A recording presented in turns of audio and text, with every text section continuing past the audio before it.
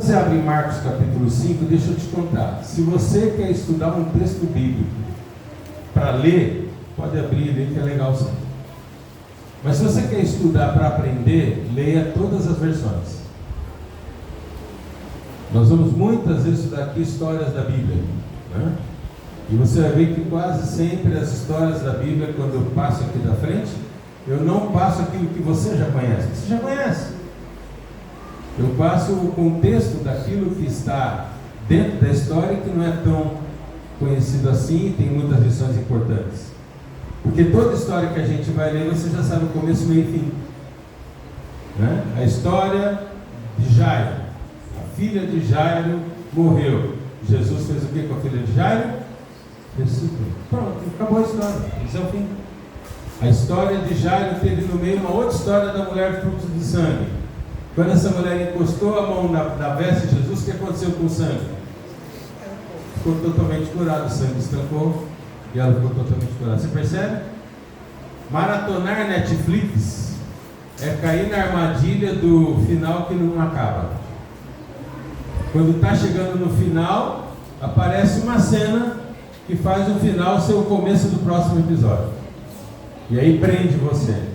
Então, o reino de Deus não é feito de estratégia de marketing.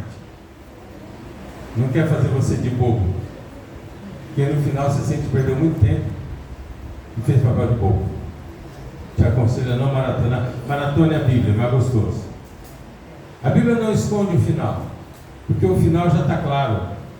Todas as histórias bíblicas terminam com o bem vencendo o mal, amém? Amém. Nas histórias do mundo, o mal fica mais ou menos eterno. O cara pode ser aquele terror, sabe? Aquela história de terror, que o monstro é perseguido, ou que o cara endemoniado é perseguido, ou que o cara louco sai matando, massacre da serra elétrica e por aí afora, machado, põe a máscara, e aí passa o filme inteiro o mal aterrorizando. Você fica a última cena, finalmente o mocinho que todo o tempo parecia que apanhava e era fraco, acha uma centelha de força e destrói o mal. Mas antes que se acabe, aparece uma voz, uma máscara no escuro, um olhinho brilhando, falando assim: o que diz? Morre não, eu ainda volto, né? Quando eu era pequeno, eu tinha uns pesadelos, né, com o diabo. Sempre que criança tem umas coisas, né? Parecia que ele vinha debaixo da minha cama, sabe? Então eu tinha medo de, quando dormindo, deixar o braço pender, né, e ele puxar meu braço. Então eu sempre pensei, eu puxava para cima o braço, tanto que eu tenho problema aqui no pulso, né? Túnel de carro, de tanto pôr o braço escondido atrás da cabeça para não ter perigo dele achar minha mão, né? Quer dizer, pequeno eu nunca fui, quando eu era criança, tá? Eu já nasci do tamanho do meu pai, mas quando eu era criança. E aí um dia eu sonhei que ele estava entrando no meu quarto e tal, e fui na minha mãe e falei: mãe, eu não consigo dormir, mãe. Fecha o olho, o diabo aparece, tudo que eu sonho ele aparece. Ela falou: filho, vai quietinho, conta ovelhinha de Jesus. Aí eu fiquei: uma ovelhinha pulando cerquinha, 2 ovelhinhas, o diabo está pulando cerquinha, mãe. Uma ovelhinha, saiu o diabo de dentro dela. E ela foi mudando as táticas, sabe? Até que ela falou: filho, pensa na nova terra. Aí não. Aí eu deitei e comecei a sonhar com o céu, com o muro. Aí eu lembrei que a Bíblia diz que as portas da cidade jamais serão fechadas. E eu comecei a olhar nas portas da cidade e esse diabo estava entrando em alguma delas, estava aberta. Quando eu olho, ele está pulando por cima do muro da nova terra. Aí eu falei: mãe, o diabo pulou por cima do muro da nova terra. É interessante como que o mundo ensina você uma ideia de que o mal é indestrutível. Não, indestrutível é Deus. O mal é uma banana, é um derrotado, é uma galinha sem cabeça. Já morreu, mas mais se mexe. Foi morto na cruz do Calvário. Quando Jesus ressuscitou, o pecado perdeu. A guerra entre o bem e o mal não está na história do mal vencer o bem ou o bem vencer o mal. Não, o mal já perdeu, o bem já venceu. Ele está na história de você escolher que lado você quer estar. Por isso, no ambiente do reino de Deus, a vitória sempre é de Jesus. Amém. Se você enfrenta uma luta e ainda não venceu, é porque ainda não é o fim. Porque no fim você será vencedor, a não ser que Jesus vai ser o céu. Por isso, todas as histórias da Bíblia, o bem vence o mal. Porque toda a história do cristão, o bem vence o mal. Mas nesse contexto de Marcos, capítulo 5, há um pedaço da história, ou alguns detalhes da história, que realmente vale a pena dedicarmos os últimos minutos do nosso estudo dessa manhã. Você lendo a partir do início da história, que é o verso 21. Tendo Jesus voltado de barco para o outro lado, afluiu ele grande multidão, foi até ele grande multidão, cercou a ele grande multidão. Só para lembrar, ele vinha essa margem é no lago de Genezaré, ou chamado Mar da Galileia. Ele estava na outra margem do Mar da Galileia, quando ele havia vivido na terra de Gadara ou de Gerase, que na verdade Gerase e Gadara, por isso demoniado gadareno é a mesma coisa. Na verdade, Gadara é o nome da terra, mas Gerase é um pedaço, como se fosse duas cidades que se fundiram, e Gerase está dentro de Gadara, ok? E era aquele endemoniado terrível que vivia no cemitério, comia carne de defunto, rompia grilhões. Então, nesse instante, Jesus havia libertado o endemoniado de Gadara, o endemoniado gadareno, ou Gerase. E aí, então, quando ele veio, havia uma enorme multidão afluindo, indo cercar, porque a conversa tinha rolado, a notícia tinha chegado. Eu tenho curiosidade, eu quero saber, eu quero olhar de perto. Esse que é capaz de expulsar o demônio desse endemoniado que ninguém podia ajudar. E aí, quando a multidão cercou o barco, no meio da multidão aconteceu uma cena que não é usual e, aliás, é raríssima de ter acontecido. Verso 22: eis que se chegou a ele, a Jesus, um dos principais da sinagoga, cujo nome era Jairo, e vendo Jesus, prostrou-se aos seus pés e insistentemente suplicou, dizendo: minha filhinha está à beira da morte, vem e põe a sua mão sobre ela para que ela seja salva, e assim ela viverá. Jesus foi com ele. Essa cena, essa história por si só mereceria um estudo só desse pedaço. Jairo, ele era não apenas um fariseu, ele era um fariseu, mas ele era também um saduceu. Como é que eu sei isso? Porque ele era um dos principais da sinagoga, era um dos que tinham em sua incumbência a casta política, o cargo político. Todo saduceu é um fariseu, mas nem todo fariseu é um saduceu, porque saduceu é a linhagem que pode ser eleito, a linhagem nobre que pode ser rei, que pode ser líder de uma maneira política também. E por essência o farisaísmo havia tomado conta de toda a linhagem dos judeus mais tradicionais. Assim que ninguém entrava para servir na sinagoga, ninguém entrava para servir em Israel, ou para ter algum cargo em Israel, seja nos dias de hoje falaria vereador, deputado, presidente, ninguém, se não fosse um fariseu. Mas se o cargo fosse político, tinha que ser saduceu. Então Jairo, ele era como um dos príncipes de Israel. E aconteceu a cena que quando Jesus saiu do barco, a multidão chegou a ele, afluindo, cercando, chegando junto, e Jairo chega no meio da multidão. Se Jairo fosse um ser comum, ele nem conseguiria chegar a Jesus, porque multidão não deixa você chegar onde você quer, multidão trava. Há três coisas que você não deve esquecer sobre multidão, e nós vamos ver isso logo na sequência do texto. A multidão é surda, a multidão é burra e a multidão é mal educada. Se é uma coisa que não funciona na multidão, por gentileza, com licença. Não precisa nem ser uma multidão que entope o lugar de gente. Olha o trânsito. Quando você vai sair da vaga, você tem que olhar 200 vezes, você não passa ninguém. E se você não tomar cuidado, quando você não viu, vinha lá longe, você começou a sair, ele faz o quê? Acelera. Ué, mas não devia ser o contrário? Eu estou indo ver se você está manobrando para sair, eu não devia parar e depois não, fica à vontade. Não é assim, a multidão é egoísta. Quando eu fiz teologia, eu morei em Santo André um bom tempo. A casa publicadora era em Santo André e mudou-se para Tatuí. E o meu pai casou-se com uma pessoa que era da casa publicadora. Minha esposa, a família dela toda se aposentou na casa e ela foi criada nesse ambiente de Santo André também. E aí quando a casa foi embora, a Anne, esposa do meu pai, né, continuou morando em Santo André e eles acabaram com um apartamento ali pertinho, na Avenida Portugal e tal. Então, para ir fazer teologia, a gente saía de Santo André, meu irmão e eu, e às vezes íamos de carro. Meu pai tinha alguns carros, meu pai tinha uma vida muito bem estruturada financeiramente, ele pagou o teológico, tudo, e a gente trabalhava com ele. Então, às vezes a gente saía de carro e dava do teológico aí para a empresa. Mas às vezes o carro que a gente ia ser usado por um outro contexto na empresa ainda de manhã. O teológico ficava do outro lado de São Paulo. O teológico é no Valo Velho, Jardim das Rosas. E a faculdade começava às 7 horas da manhã. Quando eu fiz teologia, não havia o NASP ainda. Aliás, o NASP nasceu no ano que eu me formei. A minha turma se formou no NASP, mas o governador Mário Covas desapropriou um pedaço do IAE, como assim era chamado, e nesse pedaço fez uma comunidade, que até hoje é chamada de comunidade adventista, mas é uma comunidade, a princípio uma coab.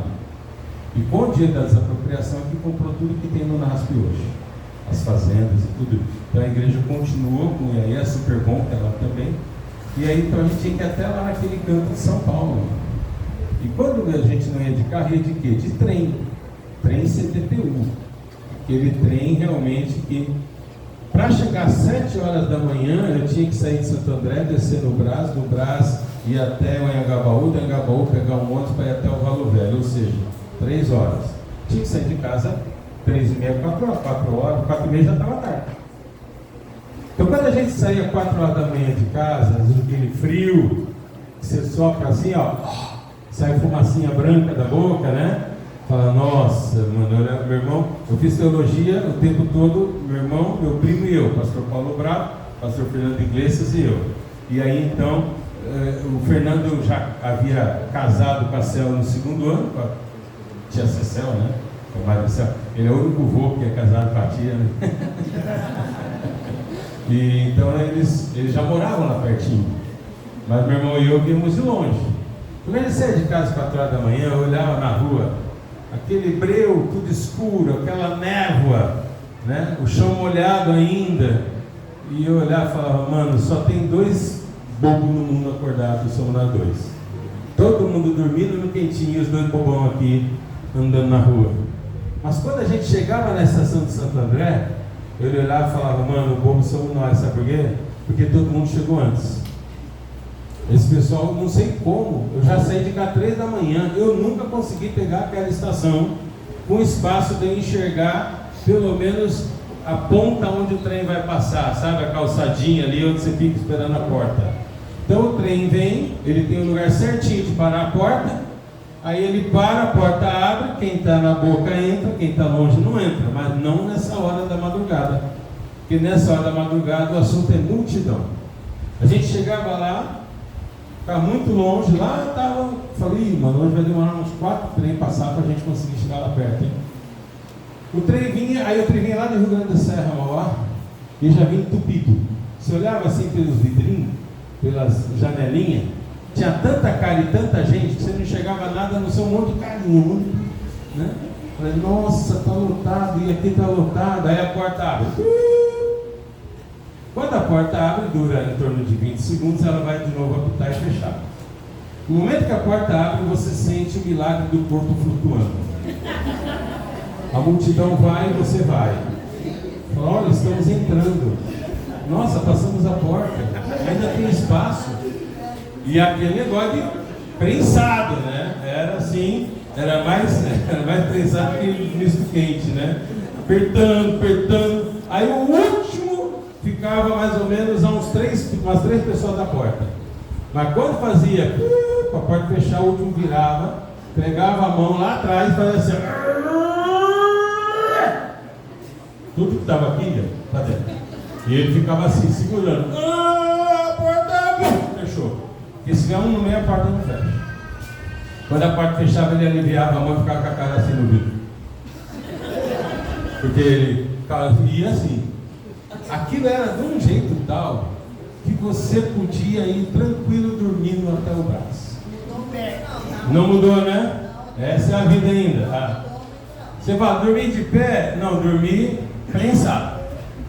De pé é um estado, né? Mas só que assim, você não cai, você não chacoalha, né? Teve um dia que eu fiz a besteira, ainda era neófito, depois que fui ficando veterano. Como coçou aqui minha canela esquerda, eu ergui o pé direito para coçar a canela esquerda. Meu pai, o chão foi ocupado pelos outros pés. Eu fui num pé só, de Santo André ao braço. Se você erguer a mão para segurar em alguma coisa, você vai como? De mão erguida, até chegar. E como é que você sabe que chegou no braço e você dormiu? Do jeito que você entrou, você vai sair. De repente você sente assim, opa, acho que é o braço, estou saindo. Você abre o olho e já está vendo o sol, né? Aí você fala assim, senhor, dá licença, por favor. Para quê? Eu quero entrar no trem, eu também quero. Ah, mas é que eu, se chegasse mais cedo. Jairo, ele chegou perto de Jesus porque ele tinha carga, porque ele tinha nome. Mas a mulher do fluxo de sangue não tinha nome nem carga. E ela não conseguiu chegar perto de Jesus. Quando Jairo chegou perto de Jesus, no texto que nós já lemos, a Bíblia diz que ele chegou e fez o que diante de Jesus? Quer cola, não é para cola. O que ele fez? Prostrou-se, ajoelhou-se. Você lembra que um judeu foi parar na cova dos leões porque não se ajoelhou para quem não é Deus? Você lembra que o amigo deles foi parar na fornalha ardente porque não ajoelhou para quem não é Deus? Jairo, líder da sinagoga, se ajoelha perante Jesus. O que ele estava dizendo publicamente? Ele não estava aceitando Jesus como um seguidor, como um líder religioso, mas sim como Deus. Naquele instante, Jairo cometeu um pecado que para o judeu não tem perdão. Adorou alguém que não é Deus, porque eles achavam que não era. Mas Jairo achou que era, concluiu que era, e de cara entregou toda a sua capacidade, cargo, influência, num gesto só. Ajoelhou. Ele podia chegar e falar: Senhor, por favor, minha filha está doente, você pode ir em casa para curar? Eu acredito que você pode curar. E Jesus o teria atendido, porque atendeu outras pessoas que não ajoelharam. Mas Jairo não foi atrás de Jesus, porque achou que Jesus tinha chance, talvez, acendeu vela para todo santo, e uma delas foi para Jesus. Jairo foi atrás de Jesus, porque Jairo era um homem inteligente, é um homem que havia estudado quem é Jesus, havia percebido, assim como outros, como Nicodemos, como José de Arimateia, também eram líderes na sinagoga, também eram fariseus e saduceus, e também aceitaram Jesus como Deus. Só que Nicodemos e José de Arimateia aceitaram lá no finzinho. Jairo de cara, no primeiro contato que ele teve com Jesus, ele já foi logo adorando. Por quê? Porque Jairo estava para perder a coisa que ele amava, a sua única filha. Se você olhar na descrição de Lucas, essa mesma história, você vai encontrar que essa menina tinha 12 anos de idade. A mesma idade que Jesus tinha quando descobriu que era Senhor e no templo viu o sacrifício acontecer e percebeu que ele era o Cordeiro que salvaria o pecado do mundo. Então naquele instante Jairo, quando ajoelhou, não tinha mais volta. Jairo não teria como voltar dali para o mesmo cargo nem para o mesmo lugar. Ele já havia publicamente praticado. É como se você vai e recebe uma entidade e bate cabeça, chama o caboclo, chama o Exu, tranca a rua, pombagira, entendeu? Posta na tua internet, aí no sábado você vem e fala: eu sou ancião da igreja, eu sou pastor da igreja, eu fiz uma experiência lá, até que não gostei muito. Não tem volta. No cargo não tem volta. A igreja vai te receber, vai te amar, não é disso que eu estou falando, mas eu não posso mais ser pastor, porque o pastor não pode deixar de servir o Deus que ele prega e que ele ama. Há um limite dentro do ministério. É nesse sentido que Jairo perdeu todo o seu respeito e sua influência. Ele atravessou o limite da fé. o limite da idolatria que o judeu não aceitaria jamais. O que Jesus fez? O que a Bíblia disse no terceiro verso que nós lemos sobre a resposta de Jesus a Jairo? Jairo prontamente o adora, o reconhece como Deus, conta da sua agonia, conta que a filha está muito doente, à beira da morte, pede que Jesus possa curá-la, indo à casa dele, e a Bíblia diz o quê? E Jesus foi. Não falou, não respeitou, não falou: "Ô Jairo, que legal, nossa Jairo, que gesto lindo você está fazendo aqui. Ó Jairo, seja bem-vindo, vejo que a partir de hoje tu és um judeu que aceita o Filho de Deus." Não, ele só foi, aparentemente de uma maneira muito fria, sem nenhum relacionamento, sem nenhum gesto de acolhimento, de dizer: "Levanta, amigo, pode ficar tranquilo, eu já entendi, a tua fé vai salvar tua filha." Nada! Ele nem sequer falou para Jairo: "Eu vou." A Bíblia não revela, mas a Bíblia conta que Jesus simplesmente virou e foi. E tem um detalhe que, para você comprovar, você vai em Ellen White no Deserto das Nações, porque a casa de Jairo era para o lado, mas Jesus foi para o outro lado. Ao invés de ele ir na direção da casa de Jairo, ele começou a ir atendendo o pedido de Jairo, mas como quem não estava tão interessado. Ele não falou: "Jairo, eu vou passar ali e avisar minha mãe. Jairo, eu vou ali chamar os discípulos que estão 12 e aí nós vamos." Ele não deu satisfação, só saiu andando e na direção errada. E Jairo, como entregou-se na mão do mestre, não ousou questionar o mestre, porque Jairo estava ali reticente. Então Jairo não falou: "O senhor está indo para onde? O senhor sabe onde o senhor está indo?" Não. Se eu creio que ele sabe tanto ao ponto de curar minha filha num ato de milagre, quem sou eu para questionar se ele está usando o Google Maps ou o Waze? Ele foi para onde o GPS mandou, Jairo imaginou. Ele foi para onde ele quer, eu sei. Vai ver que ele conhece o caminho melhor. Vai ver que lá onde ninguém está olhando, ele sai voando e eu vou com ele. Eu só vou estar perto dele, porque a única coisa que eu sei é que ele está indo curar minha filha. Mas o texto bíblico conta que enquanto isso acontecia, eu vou ler mais um pedacinho só, já estamos no final, ok? A grande multidão comprimia. Detalhe, o verso 24, ele não termina no "Jesus foi com ele". Olha na sua Bíblia, foi colocado o título no meio do verso.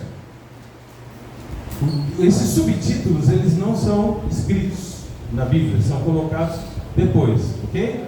Olha na sua Bíblia, Marcos 5:24. Jesus foi com ele, aí aparece o subtítulo, na minha tá: "A cura de uma mulher enferma." Escrito: grande multidão o comprimia. Na verdade, o verso 24 é: Jesus foi com ele e grande multidão o seguia e o comprimia. Esse é o verso 24 inteiro. Está cortado aí. Enquanto Jesus saiu para ir com ele, ele teve agora, Jesus, um problema. Não é ir, vamos lá. Não. É ir furando a multidão. A multidão não respeitava o desejo de Jesus de ir para a direita ou para a esquerda. A multidão só o comprimia, cercava Jesus, apertava Jesus e ele tinha que tentar andar. Tentar andar, o verso 25 dá então a informação. Aconteceu que certa mulher, que havia 12 anos, o mesmo tempo da idade da filha de Jairo, vinha sofrendo de uma hemorragia e muito padecera à mão de vários médicos, tendo despendido, gastado tudo quanto possuía, tudo que possuía, sem contudo nada aproveitar, antes, pelo contrário, indo cada vez a pior. Tendo ouvido falar da fama de Jesus, vindo por trás de Jesus, por entre a multidão, tocou-lhe a veste, porque dizia: "Se eu apenas lhe tocar, sei que ficarei curada." E logo que se tocou-lhe a veste, a hemorragia estancou, e sentiu no corpo estar curada do seu mal. Jesus, reconhecendo imediatamente que dele saíra poder, virando-se no meio da multidão, perguntou: "Quem é que tocou na minha veste?" discípulos disseram: Senhor, todos te comprimem, como que tu diz quem me tocou? Todo mundo está te empurrando, te tocando, te apertando. E então no verso 32, Jesus apenas olhava ao redor para ver quem é que fez isso. Então a mulher, atemorizada e tremendo, consciente que nela operou aquele milagre, veio a Jesus, prostrou-se diante de Jesus e declarou toda a verdade a ele. E Jesus disse a ela: filha, tua fé te salvou, vá em paz, fica livre do teu. Queridos, esse pedaço da história, ele é claro no texto. A mulher tinha hemorragia há 12 anos, beleza. A mulher cria em Jesus? Não. Mas ela tinha posses. Não era uma pessoa que vivia na mendicância. Porque a Bíblia diz que ela gastou tudo que tinha atrás de médicos. Ela vai dizer que ela foi a médicos em todos os cantos do mundo. Cara, tem um médico japonês que é bom em hemorragia. Vou lá no Japão. Foi, voltou, e aí? Não gostei do médico e nem do sushi. Não aconteceu nada. Mas tem um alemão, vou lá no Dr. Fritz. E assim foi a história dessa mulher.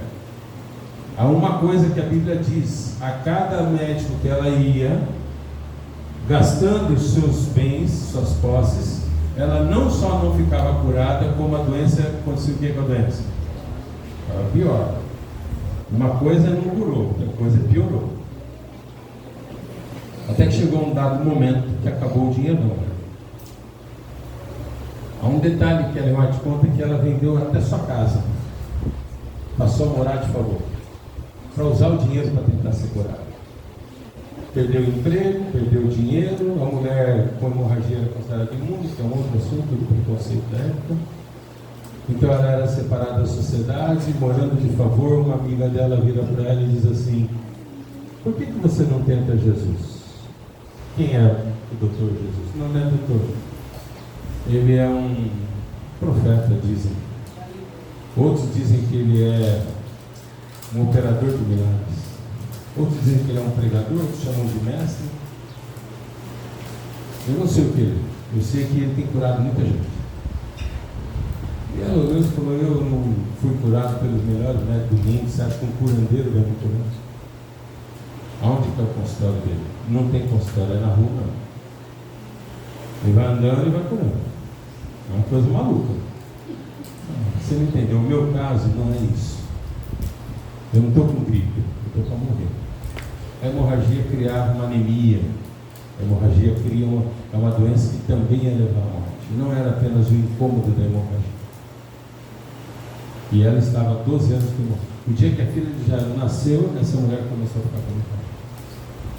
E agora as duas mulheres, a menina e a mulher, estavam à beira da morte, depois de 12 anos de existência nesse contexto.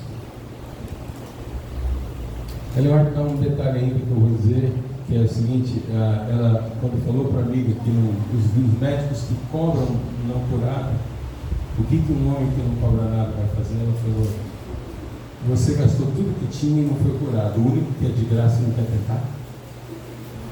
Eu não te entendo. Você tentou gastando dinheiro, vendendo suas coisas, em homens que você não conhecia, porque ouviu dizer que eles eram bons médicos. E eles nada fizeram por você. Não resolveram o problema. Mas você pagou. Agora eu te ofereço um nome de uma pessoa que você não vai gastar nada, você não tem nada a perder. Você já perdeu tudo. Você que sabe. E aquilo fez com que ela se sentisse compelida a tentar. Por que isso é relevante, pastor? Porque essa mulher não tinha fé. Entendeu? Jairo, quando foi buscar Jesus, já chegou com fé. Essa mulher foi buscar Jesus porque ouviu da fama, diz a Bíblia. Será? Vamos ver. Não, porque tem um missionário que vende a toalhinha que ele enxuga o suor do rosto. Que absurdo é como a fama dos curandeiros enchem o bolso de dinheiro de quem é o famoso e enganam as pessoas que não têm ideia do que está acontecendo. A fama de Jesus não estava em atos, em vestes, não estava nem sequer em conceitos de curar. estava na grandeza da mensagem de quem era Ele mesmo, a própria cura. Jesus não deu nada que Ele não era. Eu sou o caminho, a verdade, a vida, ninguém vai Pai senão por mim. Tudo que Jesus oferecia era Ele. E Ele é que dava, porque Ele é. Escute, Jesus não te dá a vida, Ele é vida. Jesus não te dá a cura, Ele é cura. Ela diz que se Jesus estivesse na casa de Jairo, no momento que foi chamado, Jairo não teria morrido, porque a presença de Jesus, a morte não funciona. Então Jesus não foi levar a cura, Ele é a cura. Aonde Ele vai, cura. Está precisando de cura? Jesus é a cura. É a cura da alma, é a cura da vida, é a cura eterna. Quando Ele voltar, todo morto ressuscita e todo doente está perfeito. Você entende isso? No céu não tem desemprego, no céu não tem louça para lavar, porque no ambiente da presença de Jesus tudo é perfeito e eterno. Mas na ausência de Jesus tudo é inferno, tudo é caos. Não há casal que sobreviva, não há família que seja feliz se Jesus não está. Se na família está Jesus, é feliz o lar. É isso, é simples. Por isso, quando essa mulher saiu de casa, ela viu a grande multidão cercando Jesus, e naquela hora começou a lhe crescer a fé. Opa, esse aí não é pouco. Eu nunca vi uma pessoa com tanta gente comprimindo, cercando, apertando. E ela percebeu que ela estava longe de Jesus e tentou ir para perto de Jesus. Mas a multidão é cega, surda, burra, não atende, é sem educação. E ela não conseguiu ir para perto de Jesus. E ela, nos seus olhos, viu que Jesus ia passando. É o que está na Bíblia. Quando ela viu que Jesus ia passando, ela atirou-se ao chão, foi se arrastando como um cachorrinho. Aonde? Pelo meio da perna das pessoas. Ainda não havia fé, mas havia uma esperança danada. Ela dizia no seu coração: eu sei que se eu tocar nesse homem, somente tocar, eu já serei curado. Porque eu estou entendendo que eu estou na frente de alguém que é o mito. Jesus não é o mito. Jesus é o mito. É o Rei. É o Senhor. Ao se arrastar no meio da perna das pessoas, ela conseguiu esticar a mão. Ora, passar no meio da perna de gente que usa vestido, entende? Ninguém usava calça comprida, homem e mulher. Essa mulher foi confundida, foi pisada, foi xingada, mas ali no coração dela a esperança fazia com que ela não tivesse medo nem vergonha, mas um único desejo: é a minha chance de ficar curada.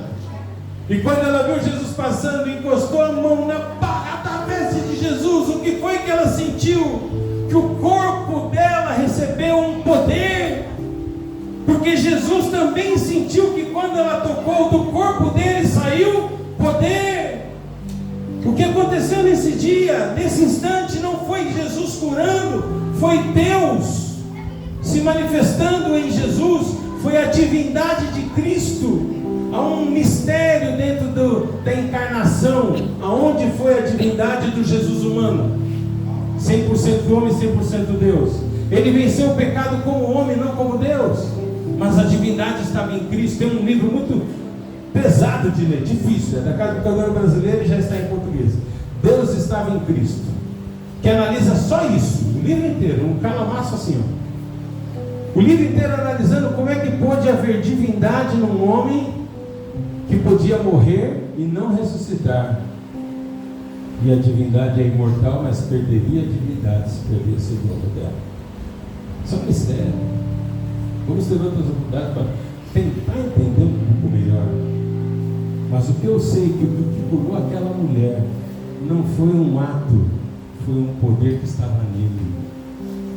Jesus usou algumas vezes sua divindade, mas nunca em favor de si próprio. Se ele usar um minuto que fosse, tivesse usado a sua divindade em si próprio, para si, toda a história do bem e do mal estaria terminada e o mal venceu. Ele precisava vencer como homem, como se mundano. Mas não inventaram limite para o amor de Deus. Não inventaram barreira para o amor de Deus. A minha divindade eu não posso usar para mim, tudo bem, não usarei. Ela precisa de poder. Toma, filha, toma. Porque Deus jamais se nega a si mesmo.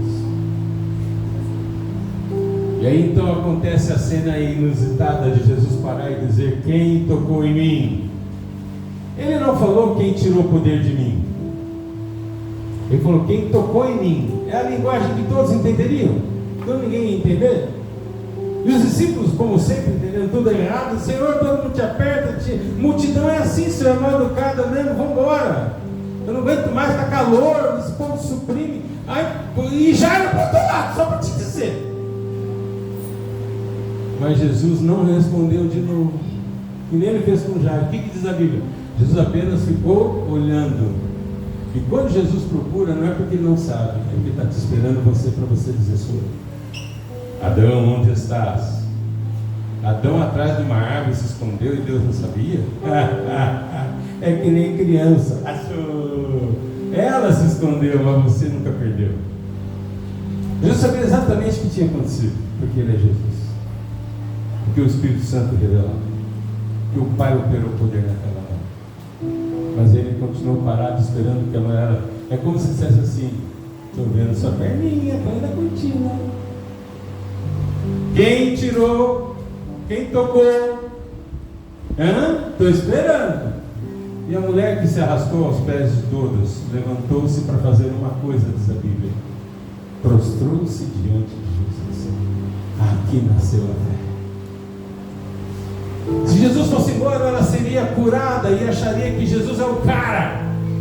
Mas Jesus não estava ali para curar a sua doença, sim para transformar a sua vida. Quando ela se batizou em Jesus, quando ela se prostrou diante de Jesus, anunciou que ele era Deus, ele falou: agora está bom, filha, pode levantar. Mas a mulher não levantava. Diz a Bíblia, se você olhar a descrição de Mateus e de Lucas, você vai ver que a mulher tremia de medo. Coitada. Quando ela retirou o poder de Jesus, e Jesus parou para dizer quem tocou, sabe qual foi o pensamento dela? Eu roubei o poder. Eu não me declarei a ele, eu não pedi por favor, ele não me deu o direito. Eu não cheguei para adorá-lo, eu cheguei e roubei. Do nada apareci, sem ele ver, e por trás dele roubei o poder. A Bíblia diz que essa mulher tremia de medo. Quando Jesus falou: quem me tocou? Eu estou esperando. Ela enxergou como se ele falasse assim: alguém me tocou e eu quero saber quem foi, porque eu não autorizei. Isso que ela enxergava. Mas não é isso que Jesus fazia. Quando ela levantou morrendo de medo, a Bíblia diz que ela gaguejando falou: fui eu, Senhor, eu confesso. Esperando que Jesus dissesse assim: devolve, toma de volta a tua doença, mulher imunda. Você não é nada meu, nunca deu dízimo na minha igreja, nunca frequentou meu culto, agora você aparece aqui querendo roubar meu poder. Você é indigna. Mas ela ainda não conhecia que Deus é ela. Mas Deus precisava que ela conhecesse antes de ir embora curado. Porque ser curado, o milagre, é apenas um pedaço de um quebra-galho, de uma ajuda, de um socorro bem presente na angústia que Deus dá. Não há milagre que Deus faça por você que Ele não quer mais do que isso. Não é que Ele usa o milagre para te constranger, é porque Deus quer você. E quando a mulher anuncia: fui eu que te toquei, Senhor, Ele falou: você está livre do teu mal, mulher. Naquele momento, ela descobriu um detalhe que ninguém sabia. Ela te conta. Por que Jesus não foi na direção da casa de Jairo, pastor? Porque ele foi na direção da mulher. Ela achou que Jesus estava indo embora dela. Não, Jesus estava indo na direção dela para facilitar, porque se de lá ele fosse, ela jamais sequer veria o seu rosto. Porque não há lágrima que escorra no teu rosto que não comece no rosto de Deus. Na oração que você faça para Deus, que Deus já estava prontinho para te atender. Porque Deus não te atende porque você pede, Ele aceita que você pede porque você precisa abrir o coração. Deus te aceita, te atende porque Ele te ama. Amém. Antes que você peça, Ele já quer fazer. Mas Ele está esperando você falar para Ele por livre. O final da história você conhece, não vou ler. Apareceram a Jairo e disseram: para de incomodar o mestre, tua filha já morreu. Queridos, naquele momento foi a única fala que Jesus teve com Jairo, pelo menos que a Bíblia conta. E ele antes não conta outra, então eu não tenho revelação. E pôs a mão sobre a cabeça de Jairo e disse assim: não temas, crê somente.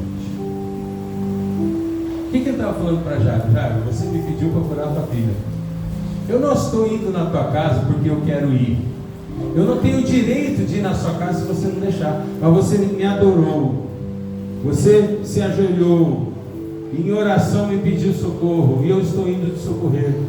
Se você desistir de orar, Jairo, eu vou ter que parar de ir. Porque a oração intercessora dá a Deus o livre-arbítrio que permite Deus ir. Quando meu filho está doente, está na droga, e eu peço por ele, eu sou a fonte do livre-arbítrio que alimenta o pedido de que o céu socorra.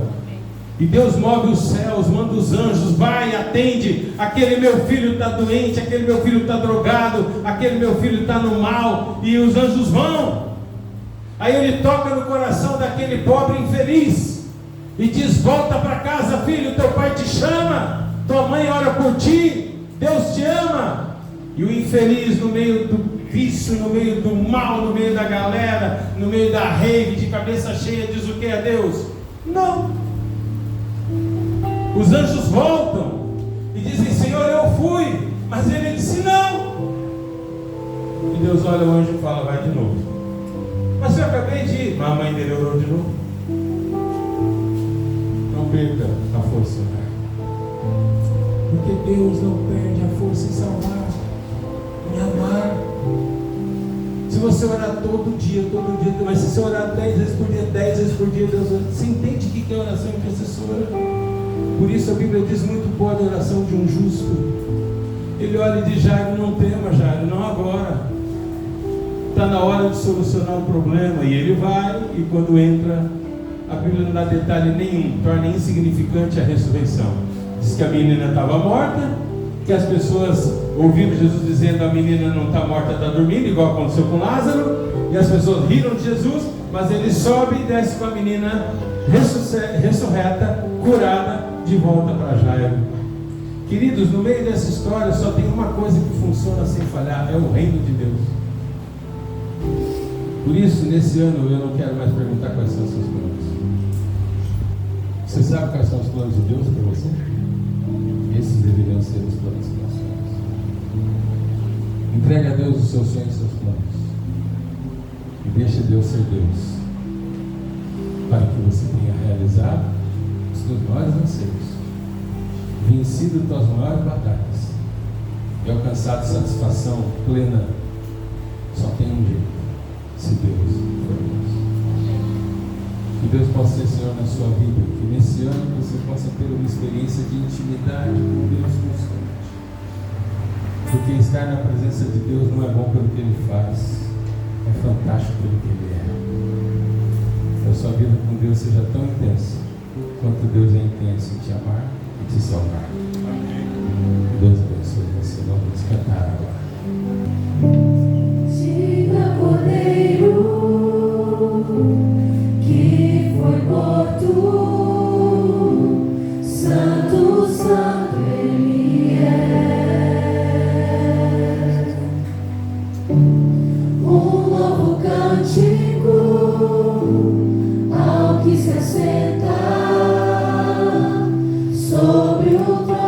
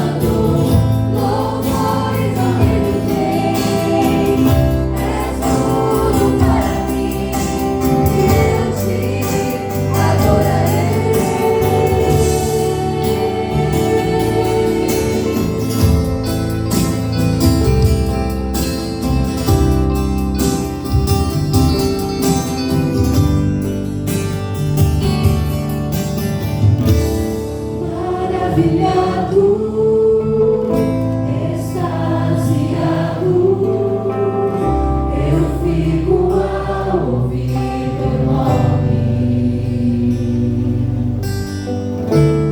Maravilhado, extasiado, eu fico ao ouvir teu nome. Maravilhado, extasiado, eu fico ao ouvir teu nome. Jesus, teu nome é força, é fôlego de vida, misteriosa água viva. Santo, Santo, Santo, Deus Todo-Poderoso, que era, é e há de vir. Sua criação eu canto, louvores ao Rei dos Reis. És tudo para mim, e eu te adorarei. Santo, Santo, Santo, Deus Todo-Poderoso, que era, é e há de vir.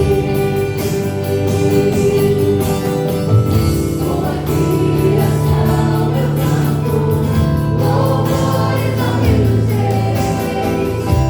És tudo para mim, e eu te adorarei.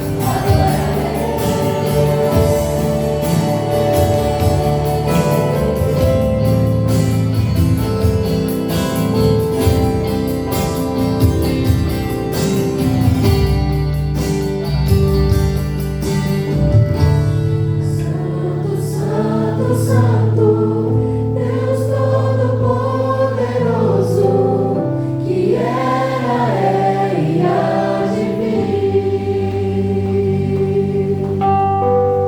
Com a criação eu canto, louvores ao Rei dos Reis. És tudo para mim, e eu te adorarei.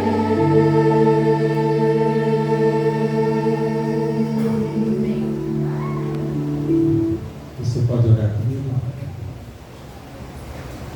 Deus de amor e Pai, Santo, Santo, Santo, amém. Digno de toda honra e toda adoração, és tu, teu Filho maravilhoso, nosso único e suficiente Salvador. Teu Santo Espírito que habita em nós e nos torna santificados para o teu nome. Pai querido, opera em nossa vida o teu querer, opera em nossa vida a tua vontade. Que o teu reino esteja em nós e que nós não saiamos do teu reino. Abraça cada um que aqui está, cada família que está aqui representada, dando, Senhor, a certeza do bom cuidado do Pai, da grandeza do Rei dos Reis, o Senhor do Universo Todo-Poderoso, aceitar-nos na tua presença e se fazer Senhor por nós. Nós te louvamos e te adoramos em nome do teu Filho Jesus. Amém.